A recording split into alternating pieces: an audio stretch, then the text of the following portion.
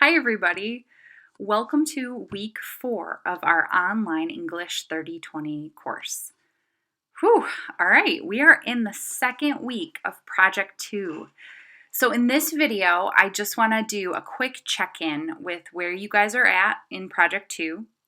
I want to talk a little bit about tutoring stuff and where you should be sort of in the process of getting started with your tutoring. Then I want to give a couple of quick points about the readings for this week, and I need to talk to you about the reflection journal.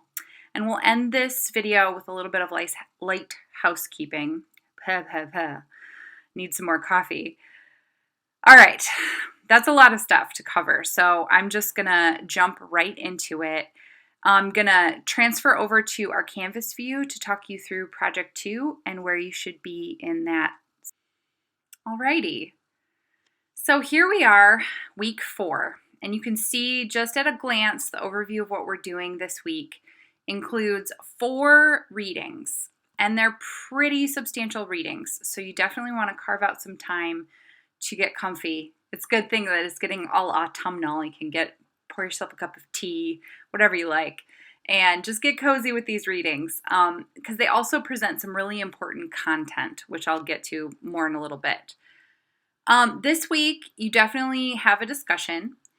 Now, just a note, do not put this off until Sunday, okay? A lot of you have really risen to the occasion and you're doing beautifully in these discussion assignments. Some of y'all need to get on the bus, okay? You just need to start participating in your group's discussions. You know who you are. And no judgment. This is a judgment-free space. But if you haven't yet participated in your discussion threads, please do so. Start this week. There's too many easy points to lose to not participate in the discussions. Also, you let your group down if you don't participate. You know what I mean? Because people can't respond to somebody who's not there. Also, if y'all are participating just fine, just eking in at the Sunday night mark, once again, your group mates cannot respond to something that they don't see in time.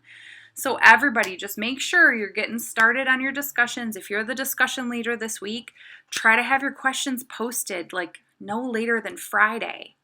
I know the discussion's not due till Sunday, but just kind of keep in mind that your group mates need to have enough time to appropriately and thoughtfully sink their teeth into your discussion questions. So that's my pep talk. Carry on. Discussion 5. Also, Reflection Journal 4. I have changed the prompt this week. So I'll tell you a little bit more about why, but just so you know, I realized that last week I kind of gave everyone a little panic attack with having you guys start reflecting on your tutoring before anyone had really started. And everyone, I think, adapted beautifully to that situation. Thank you, everyone who sent concerned emails to myself or your peer mentors. We got you. We're here for you, and I'm really proud of those of you who took advantage of your resources in me and your peer mentors. Good job. This week, you may be starting your tutoring, in which case, awesome.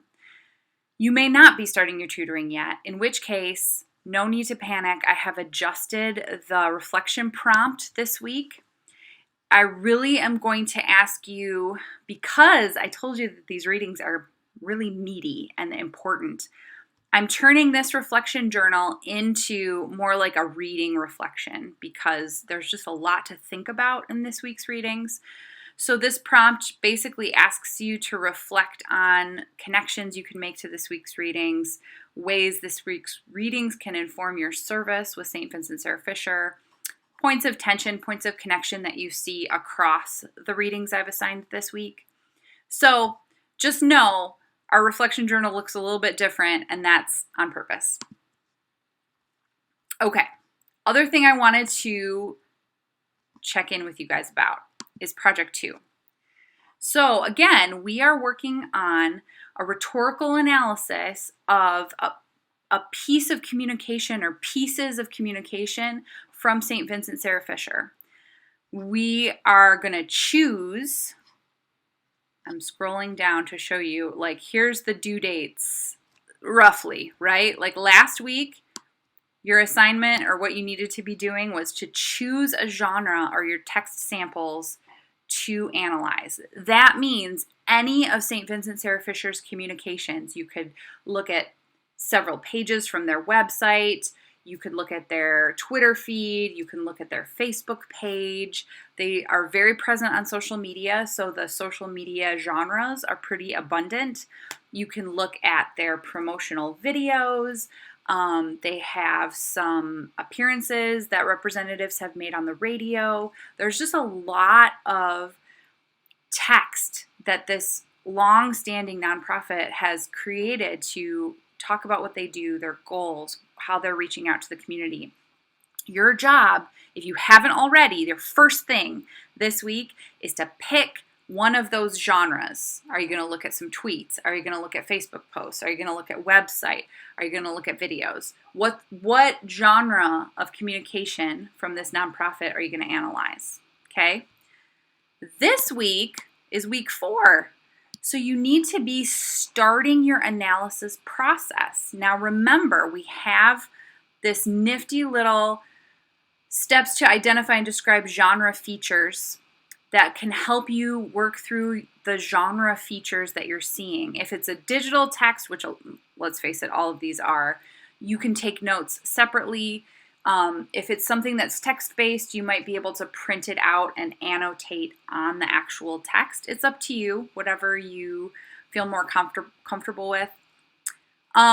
So our steps this week are to be working on steps 1 and 2 of Project 2. You're starting to look at the genre samples you've chosen, looking at what is there, looking at all of the aspects of rhetorical analysis. You don't have to finish your rhetorical analysis this week, but you do have to start it. So make sure that you're doing that. Okay, so speaking of our community partner, St. Vincent Sarah Fisher, I have here the volunteer handbook. So Beth mentioned at orientation that she was going to provide us with this document. I'm going to link this in the announcement, so you'll see it when you open the announcement, probably even before you watch this video. And also, additionally, she sent along the second form. So everybody should have their first form at least started, because you can start it on St. Vincent Sarah Fisher's website. But this is that central registry clearance request. She has all this information here filled out for you. You just have to put in your own personal information. And if there's a list down here of locations to send it to based on county, but if you're not sure, you can just email this form to Beth and she will send it to the appropriate site for you. So if you haven't already gotten started on this process, you need to start. And if you've already gotten started, but you maybe still need to do the central registry clearance form, or maybe you're just waiting to schedule your hours, please get that taken care of this week so that you can get started on the awesome tutoring that you're going to be doing this semester. Okay, so that's enough about that. I'm going to pull back to our full view because I want to go over some key points that I want to talk you through in our readings this week, and then we'll do our light housekeeping and close out this video. Okay, so this week's readings. They're not short. I've got a couple of 30-pagers in there. Don't be scared. It's going to be fine. And I've got a couple of articles here that are more on the practical side of things and a couple that are going to challenge us maybe theoretically and philosophically. So I'll just kind of go down the list. The first article that's listed in the module is the auger piece, which is really going to be practical for you. Basically, it is outlining a rhetorical analysis of a nonprofit's, several nonprofits' Twitter feeds. Okay, so this is hopefully going to be really exemplary for you to look at and see how someone else has gone about doing a rhetorical analysis of a nonprofit's social media communication. So Pay attention to the methods that they use. You don't have to do everything just like Augur, but you do need to just sort of use that to help yourself get familiar with the type of analysis and the type of writing that you're going to be doing for this project. So that's Augur. Gutierrez, Morales, and Martinez, sorry, got those tongue-tied. All right, this piece is really interesting and really important for us as we seek to do work tutoring at this nonprofit institution where many of the population that we're going to seek to help may be, or they may not be, other from us, different from us, whether racially, ethnically, socioeconomically, locationally, all of the above, or none of the above.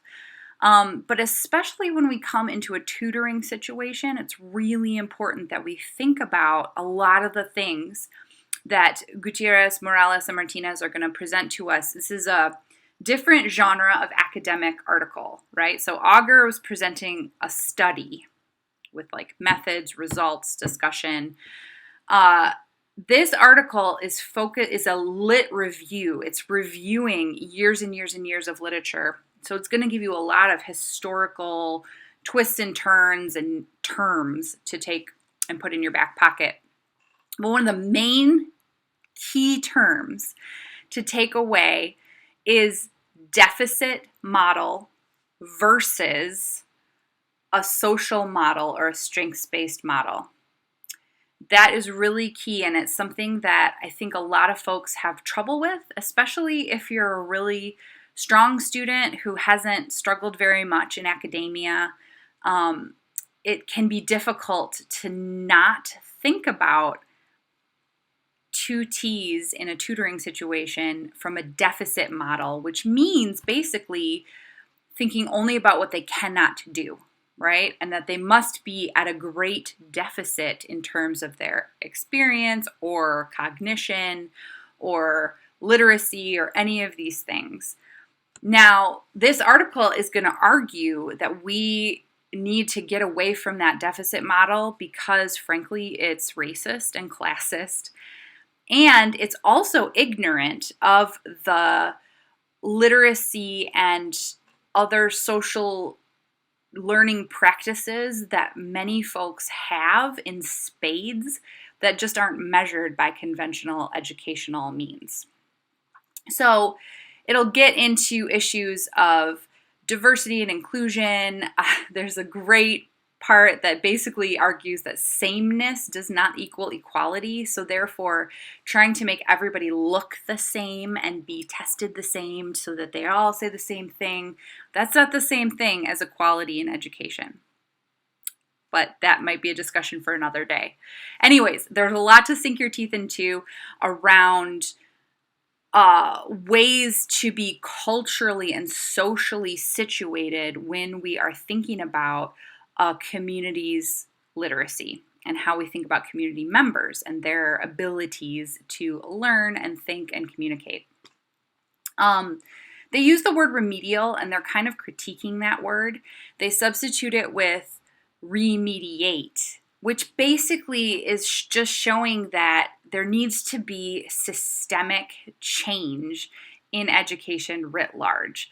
Instead of thinking about things as like, we need to just get it done and get these same results from every student. They're arguing in this article that we need to understand the cultural displays of knowledge as they are manifest. So there's a lot to think about. There's a lot to sink your teeth into. There's a lot of cool scholars that you'll be introduced to in that article, Remediating. Krista Ratcliffe writes rhetorical listening, and this article is one that I really loved because it's going to tell us a lot about some theoretical bases for the act of listening, both as a rhetorical strategy and as a means of what she calls cross-cultural conduct. And that's one that I think is going to be really important as you're reading the article. Really just tune into Ratcliffe's descriptions of rhetorical listening, and how she applies it to cross-cultural conduct. That could be really important as a basis for your posture towards your tutoring. That's all I have to say about that. Okay, this last one, Geller. It's a chapter from a book that is, I believe, Our Tales of Tutors is from the same book, so the chapter we read last week. And it's really going to deal head on with racism in tutoring situations. So when I said that there's a lot of meaty content in these articles, I wasn't joking. We're talking about deficit models, racist systemic educational systems. I said the word systems twice, but here in this piece, we're going to think about anti-racist tutoring practices, both for the sake of tutees and for the sake of tutors. So one thing that's going to be different in this chapter is that the authors are in charge of their institution's writing center. So if any of y'all have been to the writing center at Wayne State, my dear friend Jewel is the director over there. She's amazing. Our writing center is amazing. None of us are going to be tutoring in a writing center this semester. We're going to be tutoring outside of the university. So that's a key difference to keep in mind. But still, there is a lot of important, sometimes hard talk in this chapter that I think is going to be really key for us to think about as we move into that tutoring role, even though it's not the same population that they're talking about tutoring. At the end of this chapter, there is a really useful list of definitions for some key terms. They bring up some key terms and they define a few within the chapter, but there's this extensive list at the back. It talks about different manifestations of racism, both intentional and unintentional. So I think it's going to be really important for all of us to familiarize ourselves with some of the key ways that maybe even our internal bias and assumptions manifest as microaggressions or racist attitudes. We just need to examine them, okay? So if you have any questions about any of these readings or would like to talk more, please feel free to schedule a Zoom appointment with me or hit me up via email. You can talk to your peer mentors about some of this stuff if you feel more comfortable in those zones. Don't forget to utilize your peer mentors as your resources. They have a GroupMe, a WhatsApp. For those of you who are in Kat's section, she's going to be starting a whole discussion board where she's just going to be posting like useful tips and how-tos and just figuring out ways that she can support you with her knowledge and experience as your peer mentor. So keep your eyes peeled for that. And I think that that's it. That brings me to the end of my reading discussion and the light housekeeping. So I need to draw this video to a close. Appreciate your patience and sticking it out all the way through. Have a great rest of your week, guys. Bye, everybody.